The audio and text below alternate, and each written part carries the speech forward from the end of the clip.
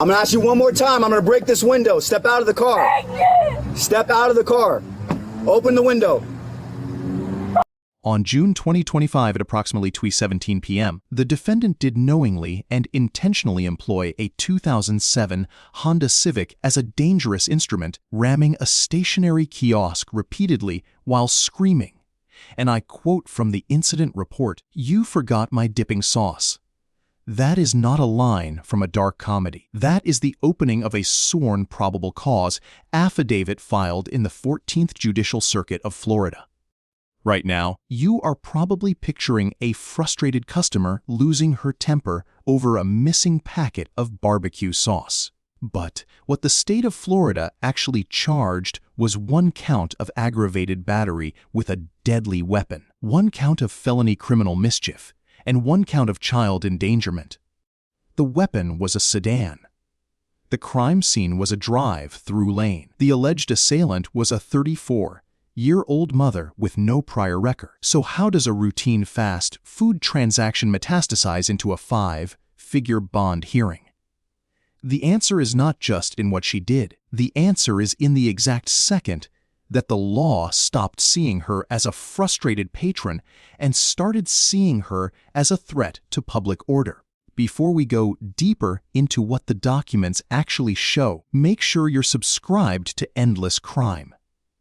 Because we don't just cover the story, we follow the evidence. Is she right here at the window? Yeah, the second window. All right, I'll go talk with her. She gave me the wrong code. I said, this is not the location, and she said, call your manager. I'm drunk, like she's so, like, you don't know what she's saying. Yeah, okay, all right. Second.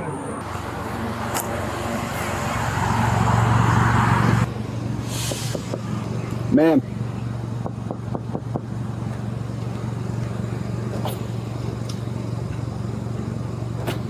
How you doing tonight, man? What's going on? Yeah, well, they try giving you your food. You don't want it. Then you need to get out of here. What? Did she pay for her food? Did you pay for your food yet, ma'am? Oh my. You have an ID on you? Yeah, I do. Can I get your ID, please?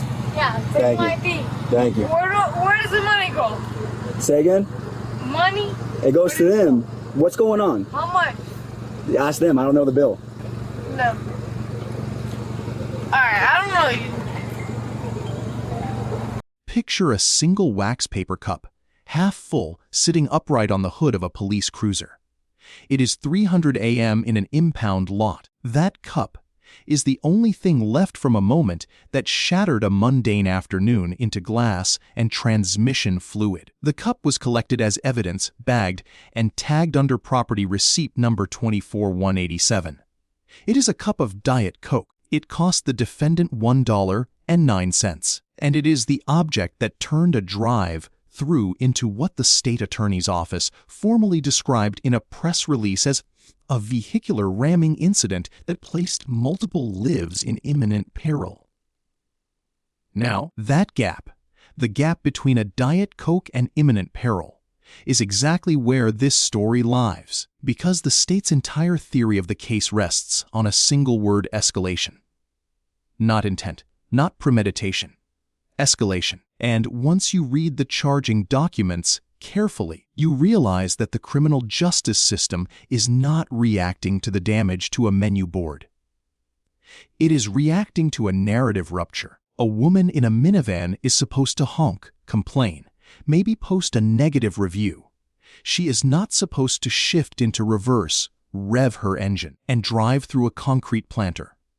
She broke the unwritten social contract of the fast food queue, and for that, the law came down with a weight usually reserved for armed robbery. All right, so what we're going to do, if you don't mind, can you step out of the car for me? Not really. Well, you're going to have to, okay? Yeah, I don't think it's necessary. Okay, well, I need you to step out of the car, all right? What I think is necessary is, like, my food. All right, I'm going to ask you one more time. I need you to step out of the vehicle. Alright, let me at least answer the person's call. You can do that outside. No, I'll do it inside. I'm giving you one last chance. I need you to step out of the vehicle right now. You can call the forces, whatever the Ma'am, let's go. Step out of the car. Ma'am.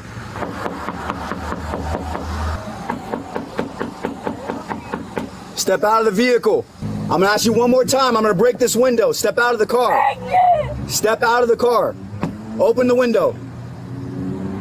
Here is the official timeline, extracted directly from the Panama City Police Department incident report, case number 2025-08142. At 2:09 p.m., the defendant placed an order at the drive-thru speaker for a 10-piece chicken nugget meal, large, with a Diet Coke. At 20:11 p.m., she paid at the first window. At 20:13 p.m., she received her food at the pickup window and immediately pulled forward into a designated curbside waiting spot to check the bag. And at 2:14 p.m., according to a sworn statement from a shift manager, the defendant re-entered the drive-thru lane in reverse, blew her horn continuously, and then accelerated forward into the metal ordering kiosk, striking it twice before circling the lot and striking a second kiosk from an oblique angle. Total damage to McDonald's property was assessed at $32,000. One passenger was in the car, the defendant's 6-year-old son, in a booster seat clutching a Happy Meal box. Man, put the car in park! Put the car in park!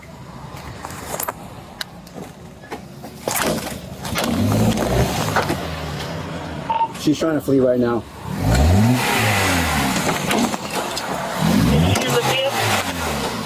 10-4. This is 10-3 to 10-3 Bravo 11. Also, Juliet 140.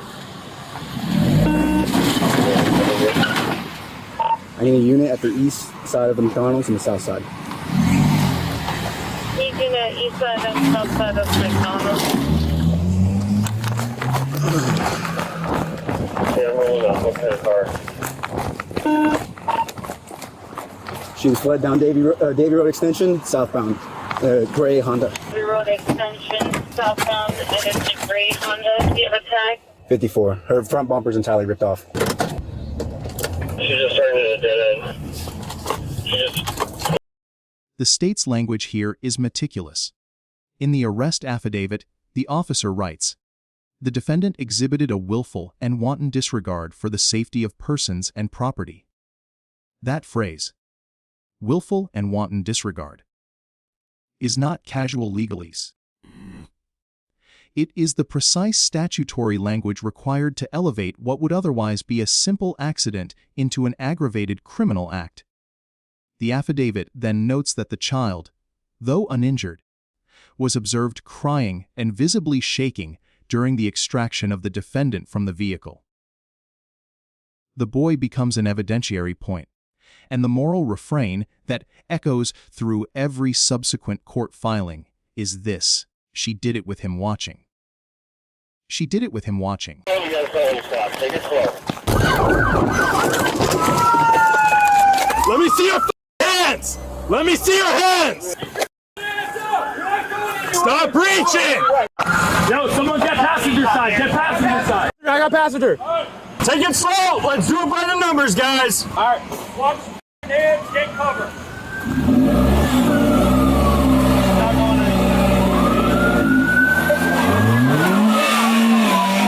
It's not going anywhere. Let this turn into a barricade if it needs to. Go for it. Go for it. No. Watch where he's reaching. He's reaching in the glove box. I see him. Don't worry. We got the drop if he's got anything. Let's just take this slow. Get that car out of there. Yo, watch crossfire. Do not park there. Hey, move that car. Move your car. You're in the line of fire. All right, everyone get off the radio. Hey, you're not going anywhere. Give it up. Whose car is that? Did they move? Yeah, no, it's Will's. Okay. Get out of the car with your hands up. It's over. Put your hands up in the air and get out of the car. It's over. Yeah, just get out of the car. It's over. Just get out of the car. It's over. You're going to jail. Get out of the car! You're not going anywhere! Get lethal right here. I'll get my shield. We'll smash the window. We're just gonna extract her. Let's get ready to extract her. Hold on, she's reaching, she's reaching. Let me see your hand! Stop reaching! Suit! She got her phone. She got her phone. You guys drop your guns. We're gonna have lethal. One You don't lethal even, she doesn't coverage even come have a up with door. us. She doesn't even have a door handle, so. I got lethal. Let me see your hands. Let me see your hands. Let me see your hands right now. Let me see your hands. Let me see your hands.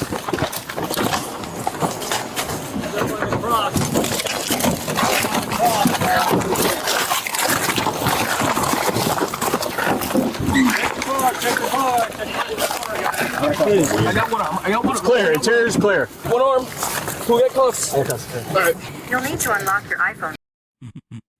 The irony detonates when you hold the state's narrative against the defendant's own words. In a recorded statement taken at the scene and later transcribed for the court, the defendant told officers, "I wasn't trying to hurt anyone. I just wanted them to listen. They always ignore you at that window. I just wanted to be heard." That sentence, "I just wanted to be heard," is the emotional core of 1,000 minor consumer grievances. But the state presents it as an admission. Why? Because to be heard, she used her vehicle as a battering ram. The law has no gradient for that. The menu board does not have an escalation clause for feeling disrespected. The incident report is a flat, brutal document. It does not ask if her drink was wrong. It only notes that the kiosk's concrete base was dislodged by 4 inches. This is where the ticking clock of consequence enters. Every parent watching this understands the quiet horror of losing control with a child in the car. But the legal system has a question it will never ask out loud. And it is the question that turns this from a strange Florida headline into a genuine thriller. What happens to a society when a drive-thru lane becomes indistinguishable in legal treatment from a crime scene? If a woman who has never been arrested before can, in a single 90-second spiral, generate a felony case that will take 18 months to adjudicate, then the line between private meltdown and public menace has dissolved. The state of Florida didn't charge her for property damage alone. It charged her for what the property damage represented: a collapse of the ordinary. Hippopum. And once that collapse is recorded on 17 security cameras, the machinery of justice must make an example. She did it with him watching.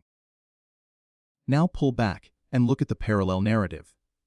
On the same day this incident occurred in Panama City, across the country in San Bernardino, California, a man discharged a firearm into the ceiling of a Taco Bell after a dispute over a missing chalupa.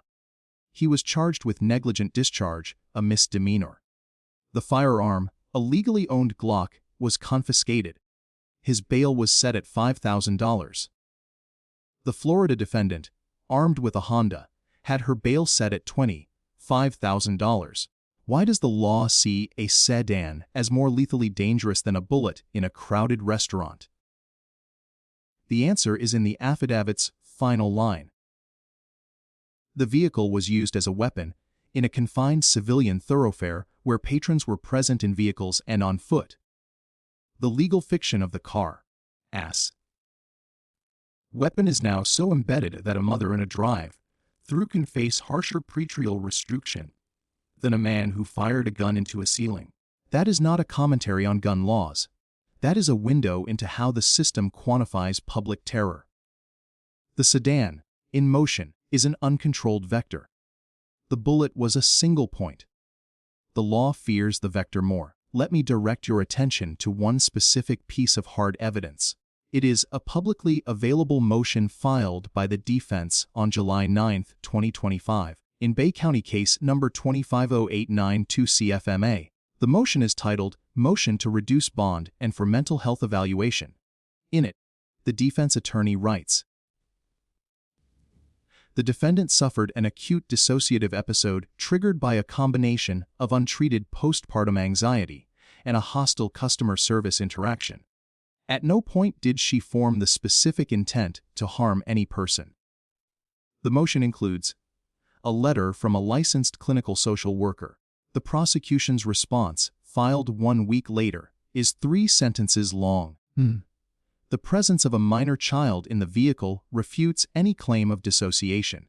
The defendant's ability to reverse and re-engage demonstrates motor control and decision-making capacity. The state opposes any reduction. Me! Yeah. Please, please, please!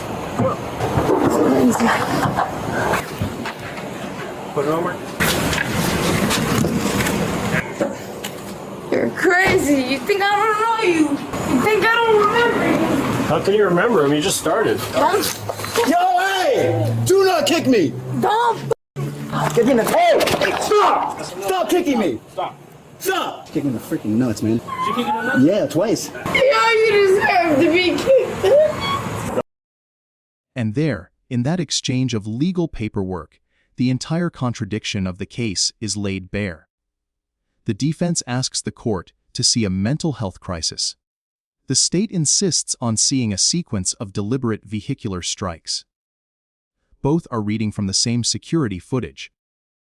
Both are watching the same grainy figure in a driver's seat.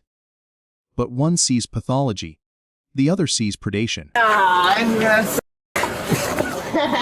All right, up you go. Yeah, let's go. Butt in there. My butt in there? Yeah, get your butt in there. Well, what's the difference? Get in the car. Why can't I call somebody? You will at the station. What the f is this? We gotta go to the station first. The child is the pivot. The child transforms it. She did it with him watching. Now, I will close with a call to research. In the comments section below, I want you to go look at the actual incident report. You can find it on the Bay County Clerk of Court Public Access portal. Search for case number 25892CFMA. Shay was charged with felony aggravated battery on an officer, felony battery on an officer resisting without violence, and felony fleeing with disregard to the safety of people or property. She is presumed innocent unless proven guilty in a...